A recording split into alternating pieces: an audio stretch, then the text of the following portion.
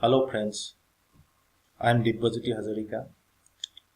We are going to discuss a very interesting problem in mathematics that is called Conigsberg Bridge Problem. In the old city of Conigsberg, that was in Prussia, there were 7 bridges connecting 4 land areas, 2 of them are island. And the problem is to start from certain land area, cross every bridge exactly once and come back to the starting point. The question is here, is it possible to do that? People of Conigsberg experimented for decades to solve the problem, to find a way to travel in that manner. But they failed. The puzzle also frustrated some of the greatest minds of that time for decades. The problem started in the early 18th century.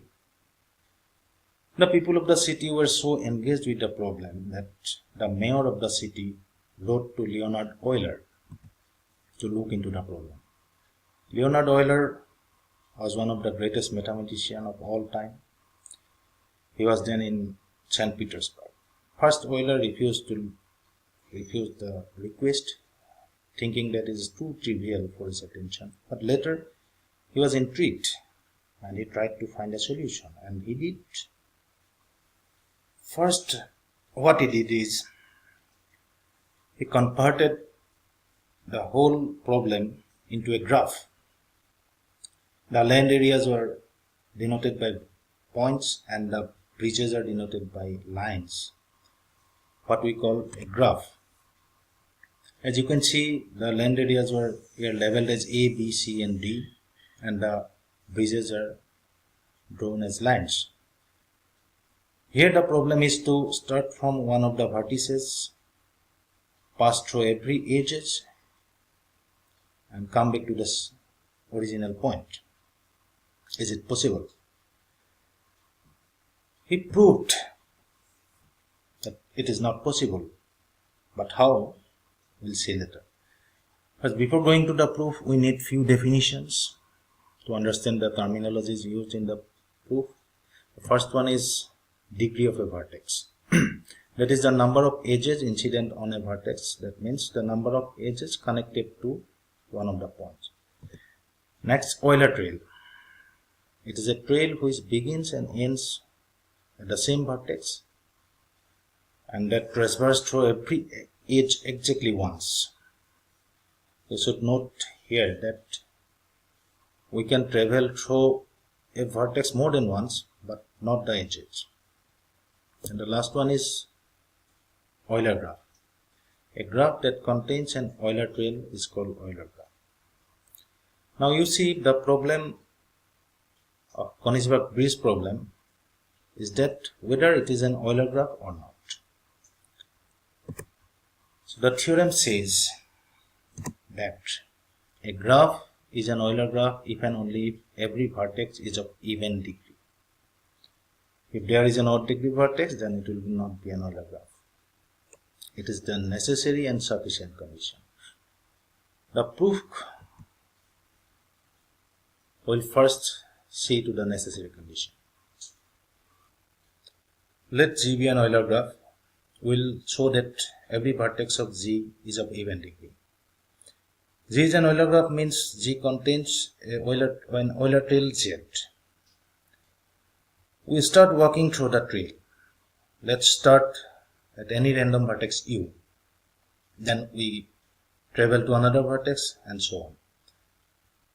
So when we travel from one vertex to another and exit from that vertex, again enter another vertex and exit from that vertex, at every case you notice that 2 degrees are contributed to that intermediate vertices.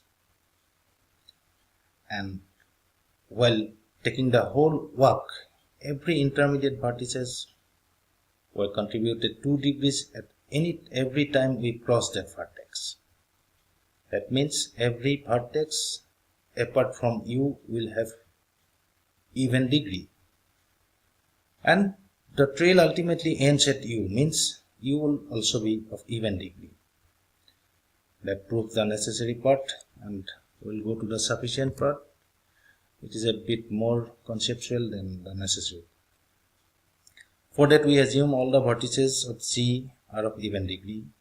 Then we will show that there is an Euler trail in the graph G. So let's start at an arbitrary vertex V. Then we go to another vertex, and then to another, and then to another. This is possible because from V we will find an edge to another vertex, edge of even degree. Suppose that vertex is U. Again from U you can go to another vertex because U is again of even degree. That means at least two edges are attached to U. From U go to another vertex and so on. We trace that pattern as long as possible, and since every vertex is of even degree, we exit from that vertex as we enter with two different lines. The whole process can stop when we encounter the first vertex V. So, as V is also of even degree, we will reach V ultimately. Suppose that whole walk is called Z. If Z contains all the edges, that means Z is an Euler trail and G is an Euler graph. If not, then we remove all the edges of G from that is in Z, and the remaining portion of G we call it H, that is a subgraph of G. Now G and Z have all the vertices of even degree because we remove the edges, means the remaining vertices will be of even degree. Then in the subgraph H we repeat the same process, but the starting point we will choose as one common vertex between Z and H. Z is the removed part of the graph. Let that be U. From U we repeat the process and we get another closed walk that is called Z dash in H. If Z and Z dash together contains all the edges of G, then we will stop there. If not, we will repeat the same process. This repetition will have to stop at some point of time because G is a finite graph and we cannot repeat it infinitely. So ultimately we get few closed walks containing all the edges of G as in this figure. We say first one is Z, second one is Z dash, and third one is we can give some name. We start at V, we travel to the edges to reach U, then we travel through the Z dash to reach another, the last cycle, then we travel to the whole last cycle to get to the connecting point between last two cycles, and ultimately we can get to the original vertex V. That means this whole thing is an Euler trail. That is the sufficient part. Let's say that a graph is an Euler graph if it is of even degree and conversely. Now we can come back to the original problem, that is Conigsberg Bridge Problem. That has no solution. No solutions means it is impossible to travel through all the bridges exactly once and reach the same point. Because look at the graph.